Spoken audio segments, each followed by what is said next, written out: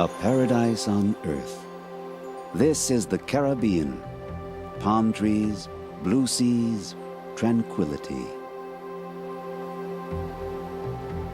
But there was once a time when evil lurked in this beautiful place. When people entrenched themselves behind thick walls, always with a watchful eye on the sea.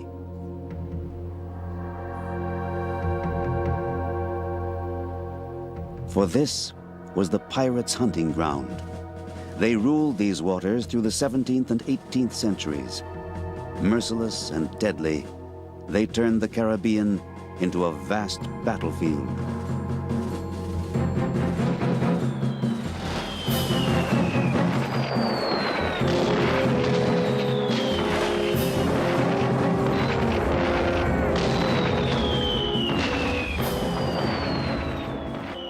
Day after day, the pirates struck fear into the hearts of seafarers.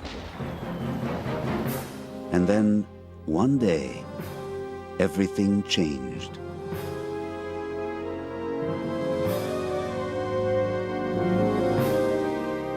Our story begins in Jamaica. The Arawak Indians called it the land of wood and water. Columbus called it the most beautiful land he had ever seen. Today, the Blue Mountain Island is a thriving center of agriculture and tourism. But back in 1655, when England conquered it, seizing it from Spain, Jamaica became the site of an international conflict, a battle for the riches of the New World.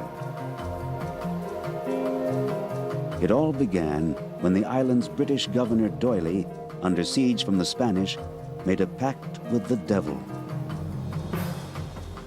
Doyley knew that pirates prowled near Hispaniola, today's Haiti, plundering Spanish galleons. And so he invited the pirates, the so-called Brethren of the Coast, to use his island, Jamaica, to launch raids against their common enemy, the Spanish. The Buccaneers' base of operations was a small island harbor, Port Royal. Here, the pirate flag flew high. And soon, the tiny town was transformed into something much more. The richest city in the Western Hemisphere, and the most dissolute as well. A town overrun with money and loose morals. Port Royal would become known as the wickedest city in Christendom. Architect Oliver Cox has studied Port Royal for years, building by building, street by street. Like any town, port town, it contained a tremendous mixture of population. It had hundreds of taverns and baths and brothels. It had 2 prisons. It had several churches, a synagogue, as well as all of the military and naval men. It was said, in fact, that there was 1 bar or brothel for every 10 men in Port Royal. The taverns built then flourished with all the pirate gold that flowed through their doors.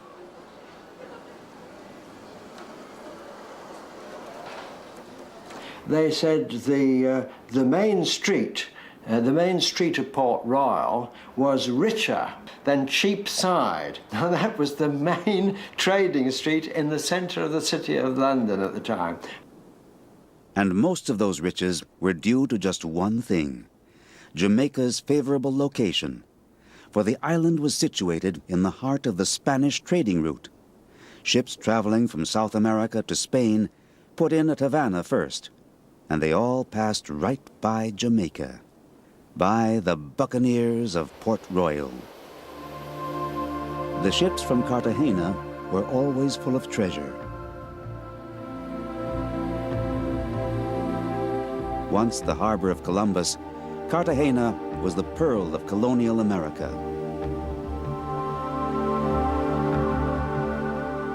It was the treasure chest of the New World. the central shipping point through which the Spanish transferred all the plundered wealth of the conquistadors.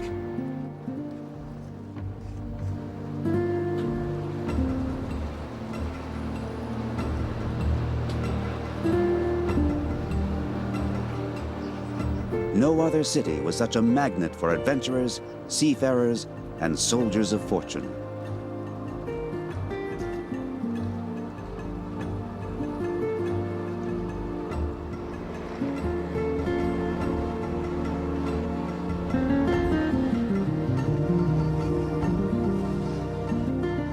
The treasures came from all across conquered South America.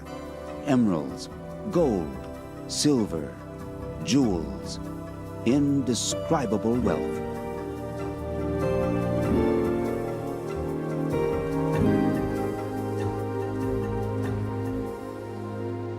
In Cartagena, the treasure was well protected. But just beyond the fortified walls, the trouble began. For the voyage back to Spain was long and perilous, and on the way, only the harbor of Havana offered protection. Here, the fortified walls and heavy cannons of El Morro stood guard. But all around lurked danger. Pirates. The flag of the buccaneers could be seen clear across the Caribbean.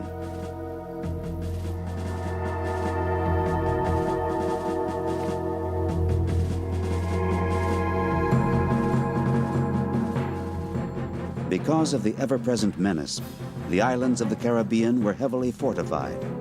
Even now, the battlements loom above them like eagles' nests.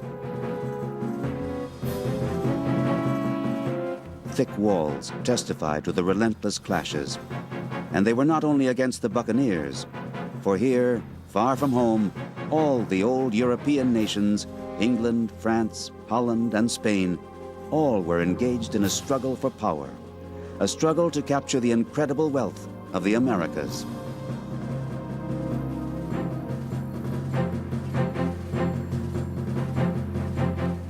The islands served as fortresses from which to wage war.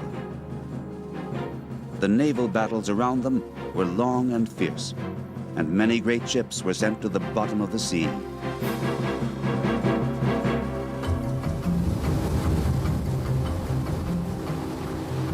And so, we set out on the trail of the past, on the trail of the richly laden boats that were sunk all those years ago.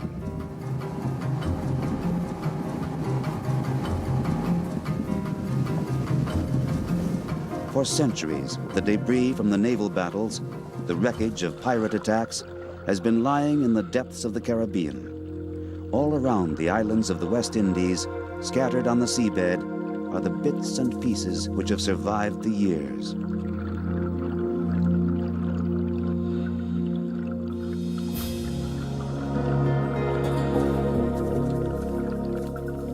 A cannon,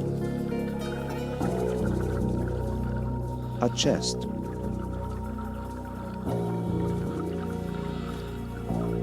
ship's planks,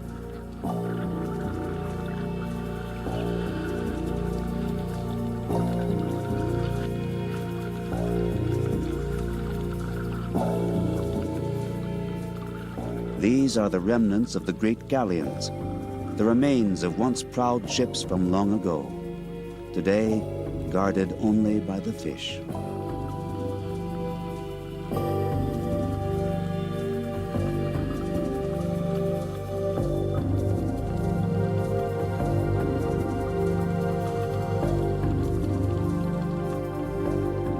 Cannonballs brought these and so many other ships to an untimely demise, the vicious handiwork of the pirates.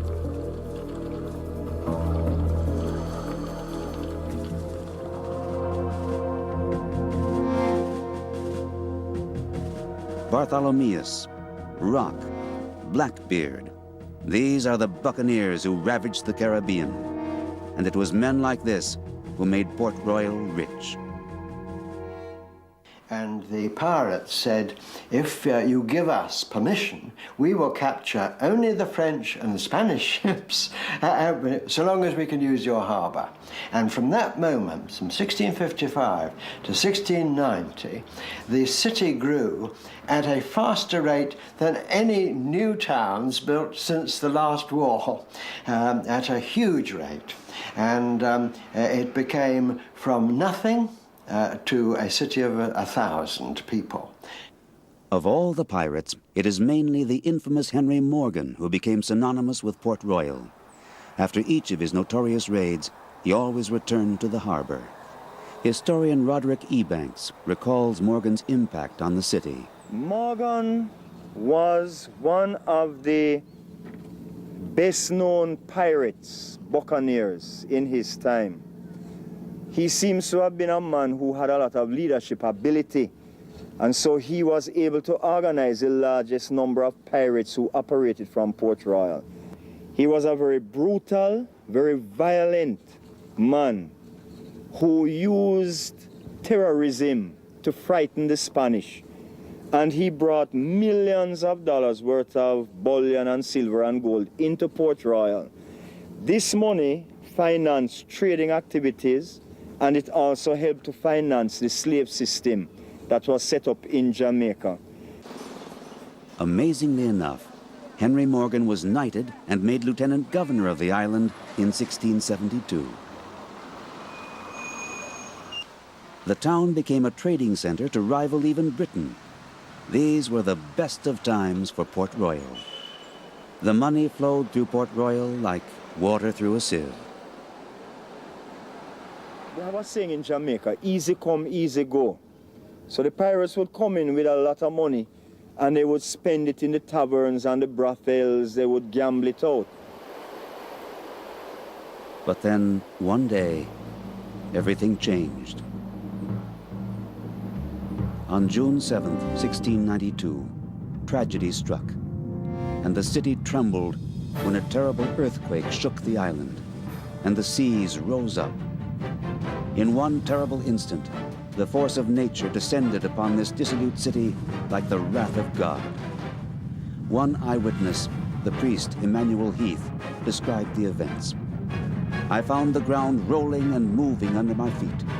I saw the earth open and swallow up a multitude of people, and the sea mounting in upon us over the fortifications.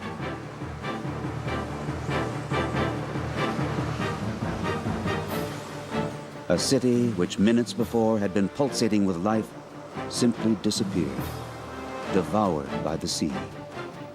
The fortifications built against foreign enemies were no use against the greater foe, nature. Before the earthquake, Port Royal covered an area of 60 acres. After the catastrophe, less than half, only 25 acres, remained. Port Royal was now cut off from the mainland. The wounds inflicted upon Port Royal by the earthquake have yet to heal. It is now only a shadow of its former self. The old Port Royal, a sunken city. Even the old cemetery with the grave of Henry Morgan was swallowed up by the sea.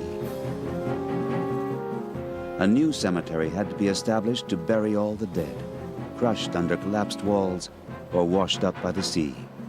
In all, 2,000 people died, almost the entire population.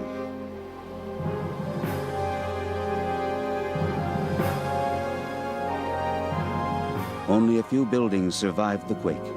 Their walls are still standing today, but life departed long ago. They stand as memorials, as warning signs.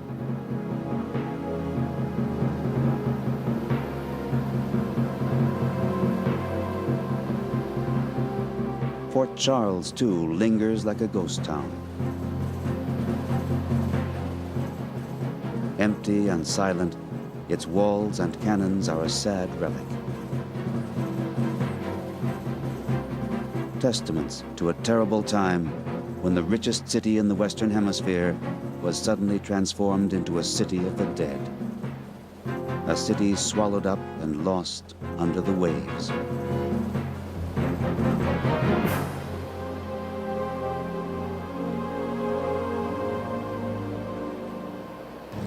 The sunken city begins about 400 yards down the coast, and it gradually angles out until it reaches that beacon. Then from the beacon it comes across to the Coast Guard facility to Chocolata Hall, the present parade ground. So all of this is sunken city. All of this is that part that has never ever been reclaimed. The sunken city. We want to see it, a metropolis buried beneath the waves. For it was not only walls and buildings that were devoured by the sea in 1692, but unimaginable riches. The gold and silver of one of the wealthiest cities in the world, as Michael Cox confirms. There is, under the water here, a hidden treasure, you're right. There is also a treasure under the lower parts of the land, which has been subsequently filled up. And so the treasure is not for treasure seekers and not easy for them to find. And the government of Jamaica try and make sure that treasure seekers don't come diving there. The temptations of the sunken city are great. But right behind any would-be treasure hunters is the Coast Guard.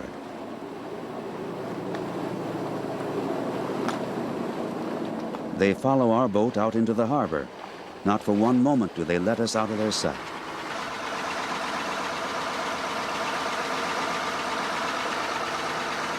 Exaggerated precautions? Not really. Already, too many treasures have disappeared, snatched up by illegal diving expeditions. Only with the Coast Guard's agreement, only with their accompaniment, will they let us dive at all.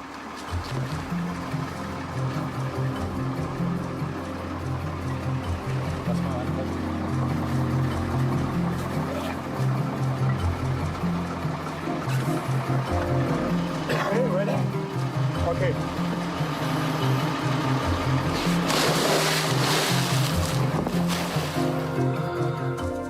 Below the surface, visibility is limited to a few yards. The first thing discernible on the seabeds are the traps left by island fishermen. But there is no gold shimmering in these cages, just a few fat moray eels.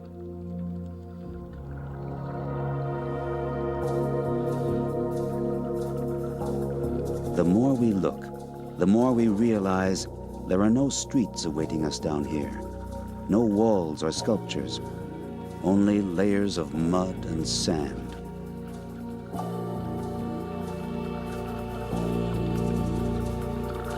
The sunken city, you have to imagine it.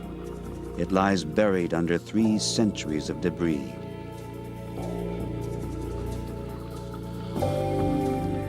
In the past few decades, several teams of archaeologists have searched the seabed here.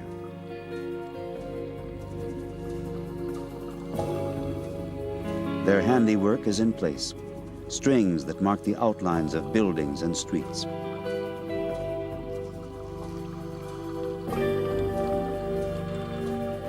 But it's a hard task.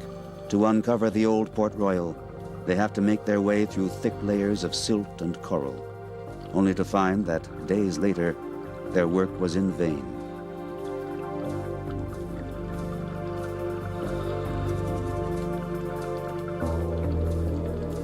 Still, there have been successes.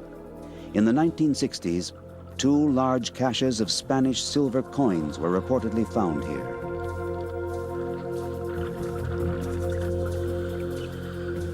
And everyone who has had any dealings with Port Royal is certain of one thing. There are many more treasures to be discovered in the sunken city. For here in the sand lies gold, the dream of every treasure hunter.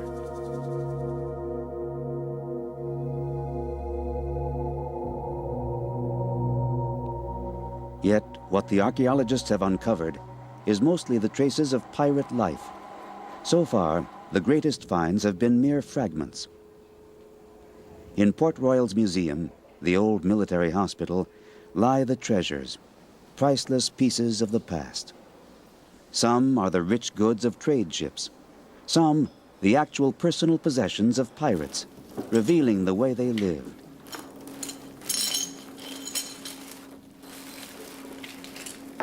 We have here also a baluster. They tend to come in varying sizes, and they're all pewter again, and this was used as large as a decanter for pouring wine. The wine usually are stored in onion bottles. Again, the onion bottles were of varying sizes, but they were largely of this size. From the number of onion bottles retrieved, it gives us an idea of the extent to which alcohol was consumed in Port Royal pre-1692. The archaeologists have salvaged Indian handicrafts, fine Chinese porcelain, English bowls, the keys to a culture frozen in time. Perhaps the most intriguing treasure is not to be found among the exhibits of the museum, but in a small church nearby. The silver service of the top pirate of all, Henry Morgan. This was a microcosm of the mixture of different ethnic origins, Indian, Afro-American, African slaves, and the Americas too coming over. They were all mixed together, living cheek by jowl. And of course, having to live together in that way was totally different from any other part of the plantation lands, where the blacks were in one little slave quarter and the rich plantation owners had great castles to themselves. Welcome to Jamaica, where the rum come from. The rum come from, where the rum come from. Welcome to Jamaica, where the rum come from. Relax and have some fun. Today, Port Royal is a quiet little town, easygoing, laid back. The inhabitants have their share of contemporary problems and graces.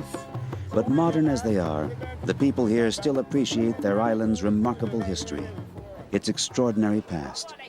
For strange as it may seem in today's world, they are the heirs of a unique heritage.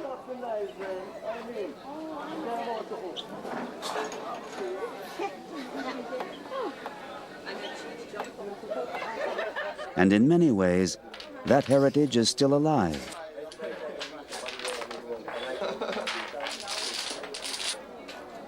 Here, they still tell tales of the days when pirates roamed these streets, still boast on the waterfront of the buccaneer legends.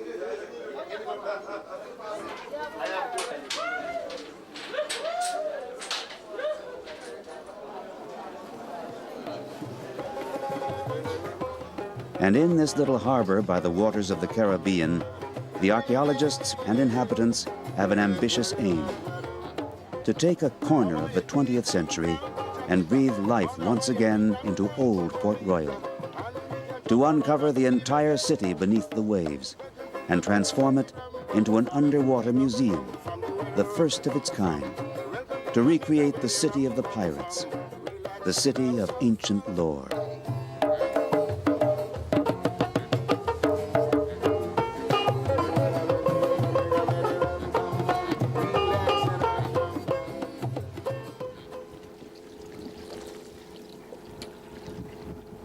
Robert Stevens is involved in the planning.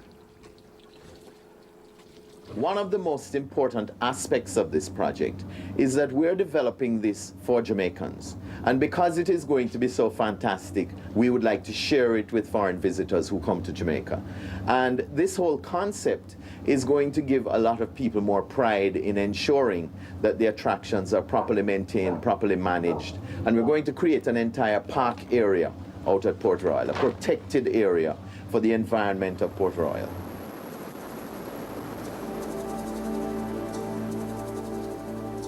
To fuse the present and the past, that is the dream. But as the modern wrecks and sunken ships on the coastline of Jamaica attest, What happened then in Port Royal can happen again any time. The whims of nature are still as dangerous as ever, still capricious, still taking their toll. Nevertheless, the treasure hunt goes on. The archaeologists toil against silt and sand, against storms and hurricanes, and they dream of the day when the houses on land are restored, the city underwater uncovered. Will it come to pass? Who can say? But this is the dream.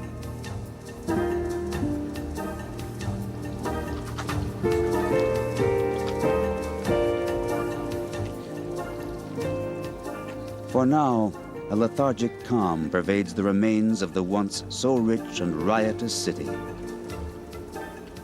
There is a legend that, on a clear day, the sunken treasure of Port Royal can be seen glittering in the water. Day by day, as the fishermen glide out over the waves, beneath them slumbers the sunken city.